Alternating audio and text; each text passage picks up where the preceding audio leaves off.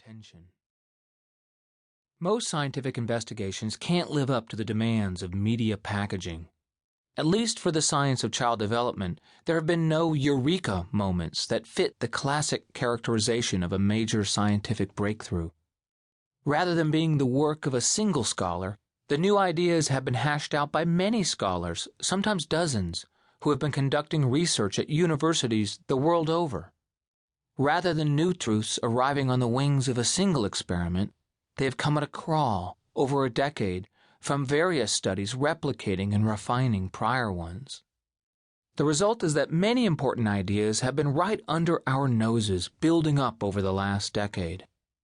As a society, collectively, we never recognized they were the real thing. NurtureShock. Introduction. Why our instincts about children can be so off the mark. My wife has great taste in art, with one exception. In the guest bedroom of our house hangs an acrylic still life, a pot of red geraniums beside an ochre-toned watering can with a brown picket fence in the background. It's ugly, but that's not its worst sin. My real problem is that it's from a paint-by-numbers kit. Every time I look at it, I want to sneak it out of the house and dump it in the corner trash can.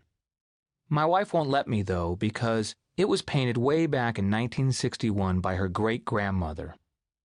I am all for hanging on to things for sentimental reasons, and our house is full of her family's artifacts, but I just don't think this painting contains or conveys any genuine sentiment. There was probably a hint of it the day her great-grandmother bought the paint-by-numbers kit at the craft store, a glimmer of a more creative, inspired life. But the finished product, in my opinion, kind of insults that hope. Rather than commemorating her memory, it diminishes it. Painting by numbers skyrocketed to success in the early 1950s. It was hugely popular, the iPod of its time. It was marketed on the premise that homemakers were going to have a vast surplus of free time thanks to dishwashers, vacuum cleaners, and washing machines. In 3 years, the Palmer Paint Company sold over 12 million kits. As popular as the phenomenon was, it was also always surrounded by controversy. Critics were torn between the democratic ideal of letting everyone express themselves and the robotic, conformist way that expression was actually being manifested.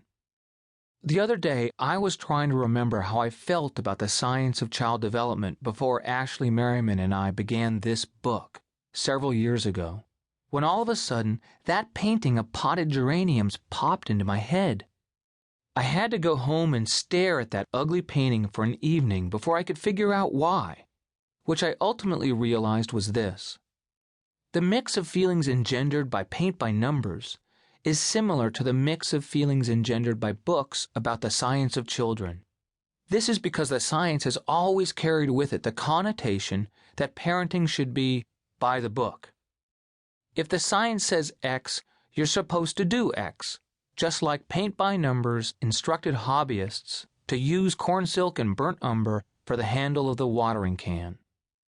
So if a few years ago someone had told me, "You really ought to read this book about the new science of kids," I would have politely thanked him and then completely ignored his recommendation.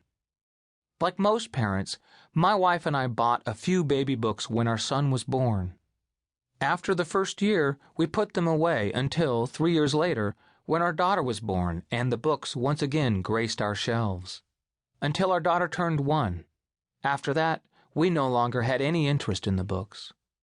Most of our friends felt the same way. We agreed that we didn't parent by the book, nor did we want to. We parented on instinct. We were madly in love with our children, and we were careful observers of their needs and development. That seemed enough. At that same time, Ashley and I had been co-writing columns for Time magazine. Living in Los Angeles, Ashley had spent years running a small tutoring program for inner-city children. She has been something like a fairy godmother to about 40 kids, a constant presence in their lives from kindergarten through high school. Guided by her instincts, Ashley has had no shortage of ideas about how to steer the kids in her program.